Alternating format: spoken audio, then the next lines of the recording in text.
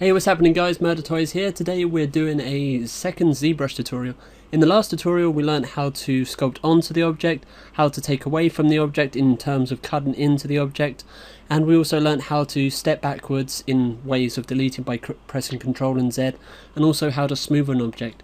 Now this second tutorial is going straight in on the deep end, under thinking that you've already watched part 1. Now part 2 we're going to learn about the tools, we're going to learn about masking, and we're going to learn about scaling up your model for more definition. So let's get straight onto that. Right, basically what I've done here is that you see here is that at the moment we're on 98,000 pixels. If you've used the standard ZBrush, it's actually probably you're looking at around about 25k. Now when you want to start, really adding a bit more detail to your model, all you need to do is press Ctrl and D. Now I only want it at 993,000, so it means that you have to click it twice, press Ctrl and D twice to get it up to this resolution. This is a really nice resolution because, as you can see, it really nicely smooths in and out, especially on the teeth here that you can see on my little model here that I'm making. What I'll do is I'll add this little model in on a file down below, so you can actually recreate everything that I'm doing like for like, so you don't actually have to remake the face yourself. Now let's talk about masking. Masking is a very important part of ZBrush when you just want to alienate one area. Now what we press is the Control button, and you'll see that there's a yellow cursor.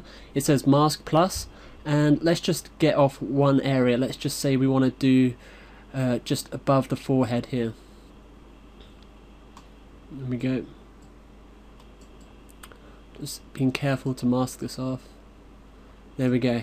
Now what we can do, we can invert this mask just by clicking off the side of the model, still holding the Control key.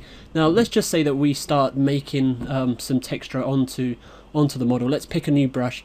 Actually, let's go and talk about the alpha brushes. The alpha brushes are kind of like indent brushes, so you can choose anything from scales and such like that.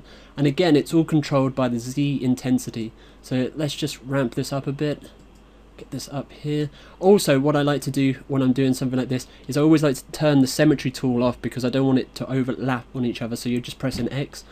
And also we are just, let me just get here. Also we want to take it off from dot to drag.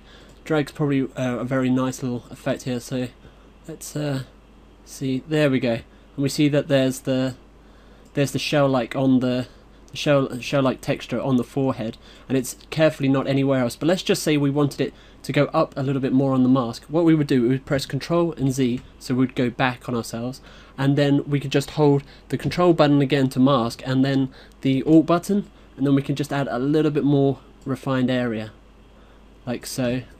And let's just add this mask again, slowly by dragging it out. There we go, and there we go. We've got this on the side here. We can either invert it back by pressing Control, or what we could do is press Control and make a tiny square off to the side, and then it's gone. And as we see here, we've got that little bump and texture. Let's just move it a little bit forward. There we go, just off the side ahead.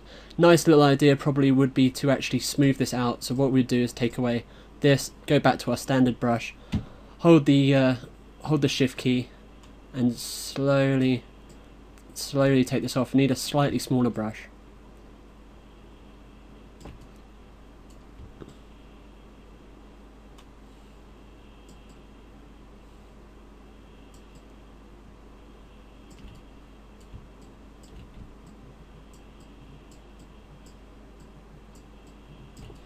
There we go.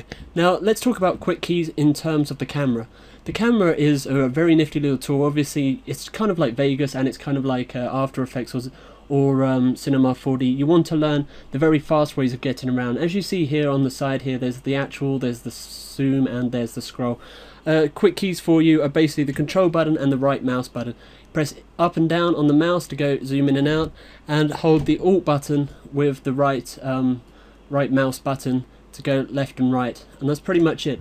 Now in terms of exporting, couldn't be any simpler. All you have to do is press export and an OBJ file, save it onto your desktop, and then save it as whatever you want. So like, let's just say horror face, there we go. Now it's going to be pretty big because it's 3,900 pixels. You can render it down at any point, but literally all you do here is just save and you can export it.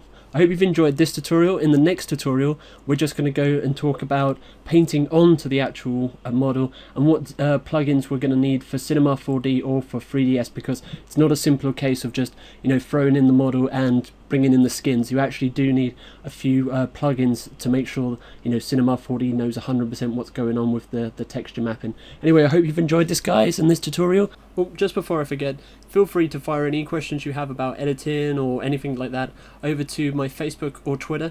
Also, just remind you about my backup channel, where I actually also do exclusive one-to-one tutorials on there. So take it easy, guys. Till next time.